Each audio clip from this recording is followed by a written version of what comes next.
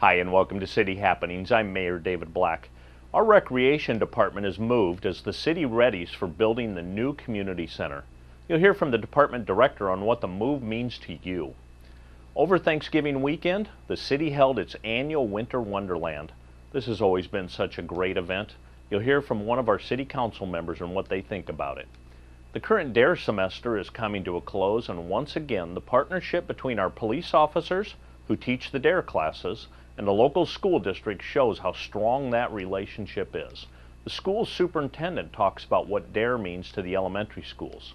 Please enjoy City Happenings for the week of December 12th. Thanks, Mayor Black. There's excitement in the city's recreation department about the new community center that's being built. Well, you hit it right on the head. I've been here for 18 years this month, and we've been talking about doing something. And since I've been here, I think the population of Papillion has at least tripled in size, at least when you're talking about the surrounding areas.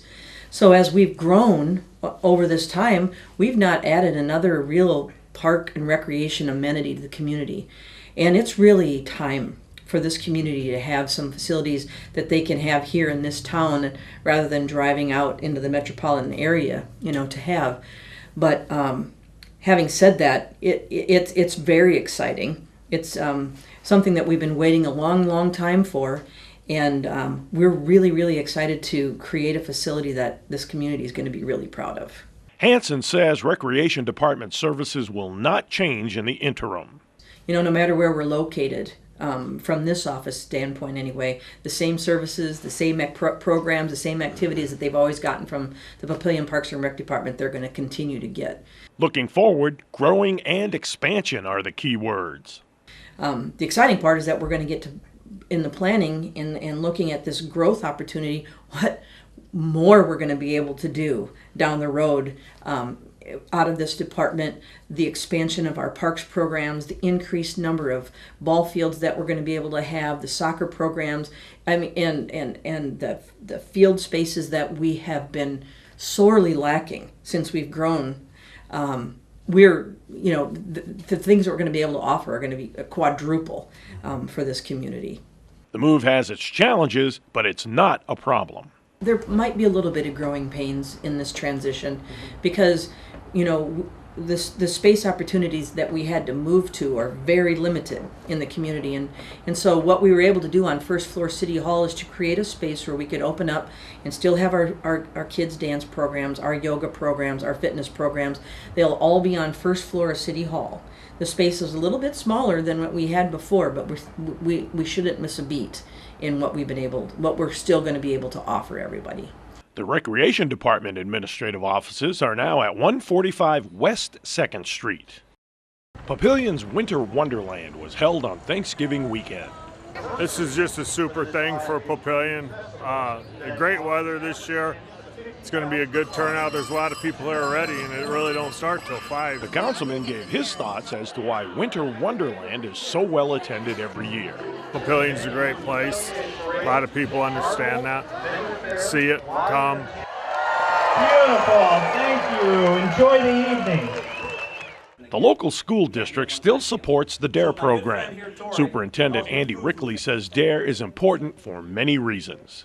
First and foremost, I think it builds a stronger relationship between the city of Papillion and the school district and our families. I think it shows a real commitment, financial and otherwise, in our kids and building a positive relationship between law enforcement and our students. Rickley says the approach does go deeper. Beyond that, it provides kids with some real practical skills. There's still a component in D.A.R.E about drug abuse, resistance education, which is what D.A.R.E stands for. But one of the most valuable pieces of the curriculum, in my opinion, is the D.A.R.E decision-making model, where it walks kids through, when presented difficult situations, how do I make a good choice? And that transcends drug use, it transcends alcohol abuse. It's a skill set that's going to serve kids very well into their high school years and their adult years. Rickley points out that both the elementary school and junior high D.A.R.E officers fill a vital role, especially when it comes to today's technology. One, I think there's the credibility that this isn't necessarily a teacher, this isn't necessarily just a parent saying, here's what you need to be thinking about when you're on the computer or when you're on your phone. I think that law enforcement angle brings a lot of credibility for our parents and for our kids. The other piece that, the other value that I think our D.A.R.E officers bring to the table is sometimes they're aware of some technologies and some apps and some things to be aware of that as educators we're just not quite in tune with. So I think it's one part the credibility of bringing in somebody that specializes in this, as well as the expertise that they bring to the table as a law enforcement officer. Rickley emphasizes that bringing in outside sources to speak to students is invaluable. I think it provides real-world exposure for our kids. It provides different perspectives. It provides different ways of thinking.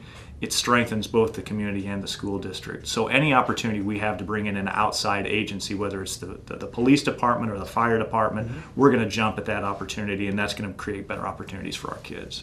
We invite and encourage you to come to downtown Papillion and enjoy the holiday lighting. There's South Washington Street, First Street Plaza, City Park, and the area between City Hall and Sump Library. And while you're down there, venture over to the Duck Pond and Halleck Park. We also thank everyone who helped to make our annual holiday luncheon a success. It's a great way to celebrate the upcoming Christmas and New Year's season, as well as helping to support the annual Winter Wonderland event. There are lots of ways to stay up to date with what's happening in Papillion. You can find us on Facebook, follow the City of Papillion on Twitter, or even watch our YouTube channel. Information about all of our departments and programs is available on our website. For more about Papillion, go to www.papillion.org or just call the Mayor's Hotline at 402-827-1111. Thanks for watching.